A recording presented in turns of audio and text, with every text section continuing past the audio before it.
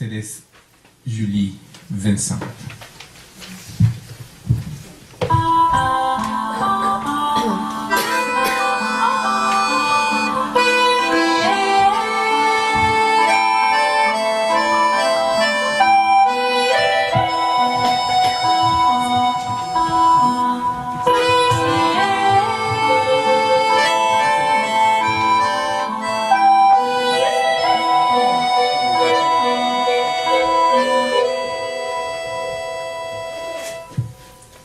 Fleur de miel.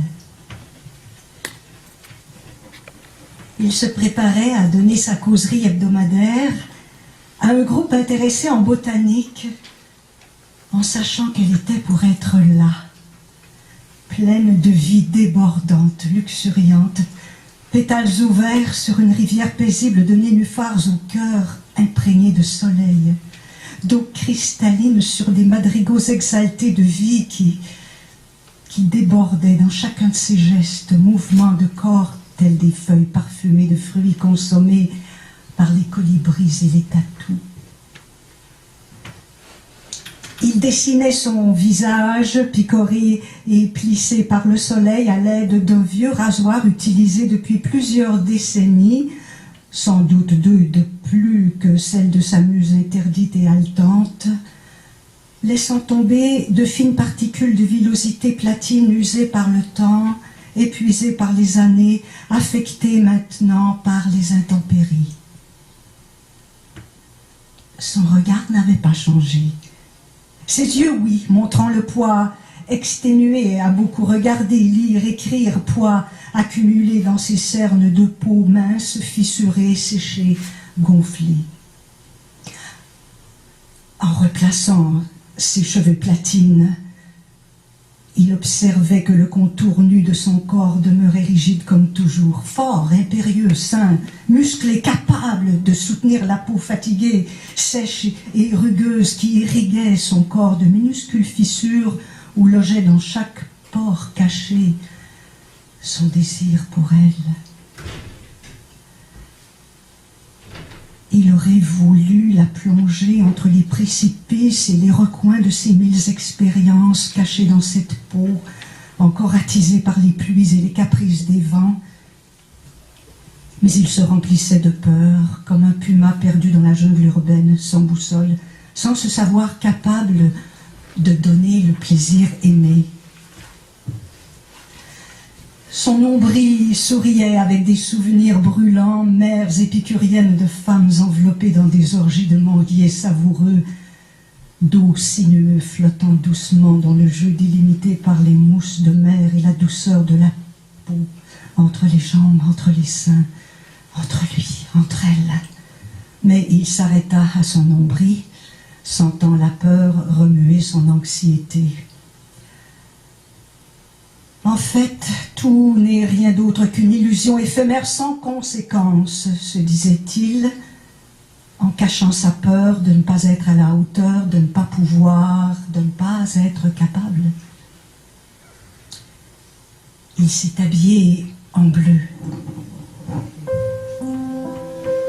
sachant que cela lui allait bien. Et en entrant dans la salle, il s'est rempli de cette excitation qui remue l'impossible pour s'étouffer dans l'attente du possible. Sa fleur était assise,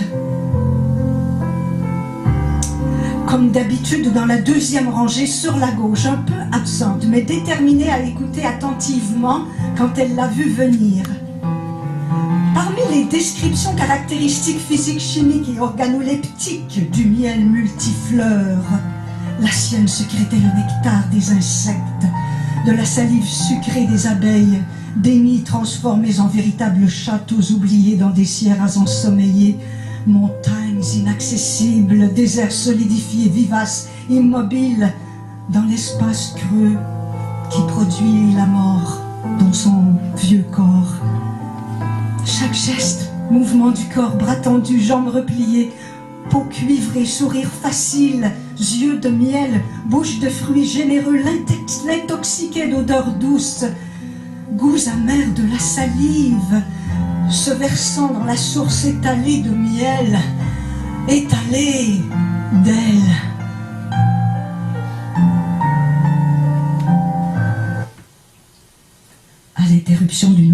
délices, proposant la dégustation de miel multifleurs apporté pour l'occasion. Cette dégustation l'extirpait brusquement de ses associations turbulentes entre le scientifique et la fleur. En organisant les chaises autour de la table, il détectait instinctivement le parfum de sa fleur qui s'asseyait heureuse en face de lui pour déguster le miel avec son doigt dans la bouche, le poussant dans ce délire de plus en plus sombre. En riant, réjoui, tout en confiance, prenant de l'espace sans timidité, sans crainte, sa fleur proposa d'organiser une dégustation de miel chez elle. Je vous invite tous à une dégustation chez moi ce samedi. Chacun pourra amener son miel préféré. Ce serait une belle façon de conclure les causeries organisées par le centre. Inconfortable, perdu, fermant le pot de miel avec ses mains usées de veines saillantes et de taches solaires,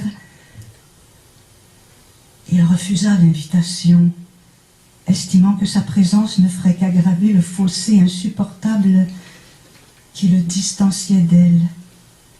Il renonça, très cordialement, ne voulant pas l'offenser, sans vouloir exposer ses craintes, sans vouloir briser la magie de ce délice floral, sans se rendre compte qu'elle avait inventé une excuse juste pour être plus près de lui.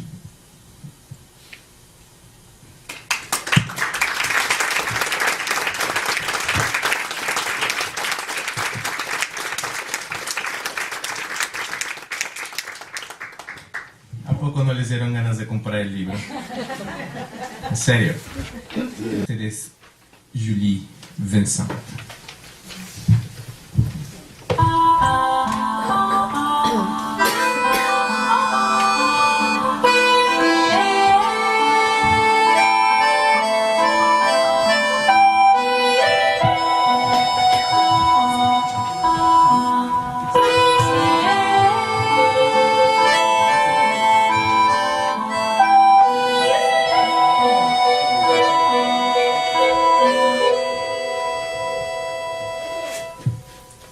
Fleur de miel.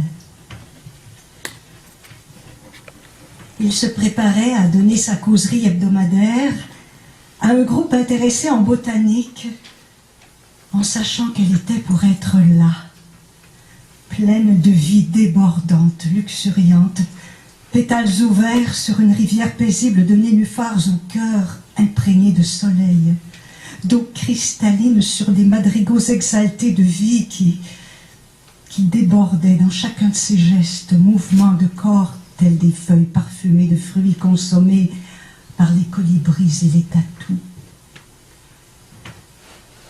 Il dessinait son visage, picoré et plissé par le soleil à l'aide d'un vieux rasoir utilisé depuis plusieurs décennies, sans doute deux de plus que celle de sa muse interdite et haletante, laissant tomber de fines particules de villosité platine usées par le temps, épuisées par les années, affectées maintenant par les intempéries. Son regard n'avait pas changé. Ses yeux, oui, montrant le poids exténué, à beaucoup regarder, lire, écrire, poids accumulé dans ses cernes de peau mince, fissurée, séchée, gonflée.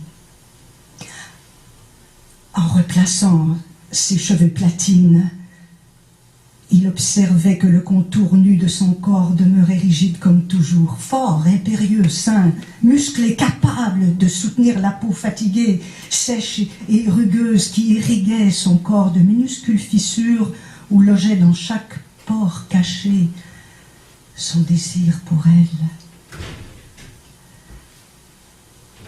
Il aurait voulu la plonger entre les précipices et les recoins de ses 1000 expériences cachées dans cette peau, encore attisée par les pluies et les caprices des vents. Mais il se remplissait de peur, comme un puma perdu dans la jungle urbaine, sans boussole, sans se savoir capable de donner le plaisir aimé. Son nombril souriait avec des souvenirs brûlants, mères épicuriennes de femmes enveloppées dans des orgies de mendiers savoureux, dos sinueux flottant doucement dans le jeu délimité par les mousses de mer et la douceur de la peau, entre les jambes, entre les seins, entre lui, entre elle. Mais il s'arrêta à son nombril, sentant la peur remuer son anxiété. En fait, tout n'est rien d'autre qu'une illusion éphémère sans conséquence, se disait-il, en cachant sa peur de ne pas être à la hauteur, de ne pas pouvoir, de ne pas être capable. Il s'est habillé en bleu, sachant que cela lui allait bien. Et en entrant dans la salle, il s'est rempli de cette excitation qui remue l'impossible pour s'étouffer dans l'attente du possible. Sa fleur était assise, comme d'habitude, dans la deuxième rangée sur la gauche, un peu absente, mais déterminée à l'écouter attentivement quand elle l'a vu venir. Parmi les descriptions caractéristiques physiques, chimiques et organoleptiques du miel multifleur, la sienne sécrétait le nectar des insectes, de la salive sucrée des abeilles, des nids transformés en véritables châteaux oubliés dans des sierras ensommeillées, montagnes inaccessibles, déserts solidifiés, vivaces, immobiles, dans l'espace creux qui produit la mort dans son vieux corps. Chaque geste, mouvement du corps, bras tendus, jambes repliées, peau cuivrée, sourire facile, yeux de miel, bouche de fruits généreux, l'intoxiquait d'odeurs douces, goûts amers de la salive, se versant dans la source étalée de miel, étalée d'elle.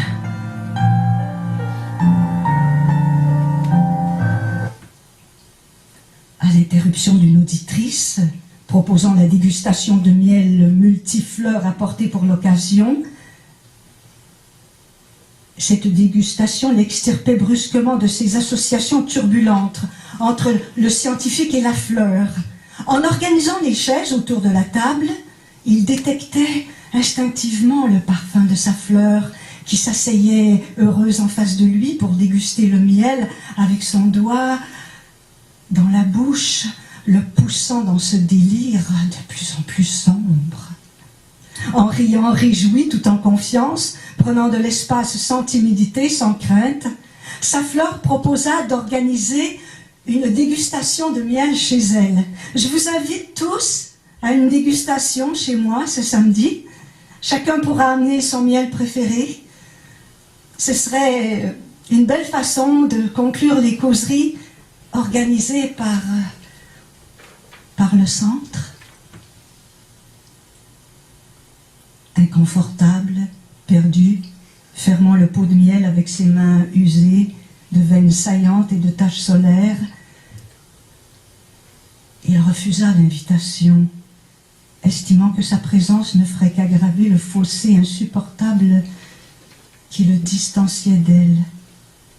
Il renonça, très cordialement, ne voulant pas l'offenser, sans vouloir exposer ses craintes, sans vouloir briser la magie de ce délice floral, sans se rendre compte qu'elle avait inventé une excuse juste pour être plus près de lui.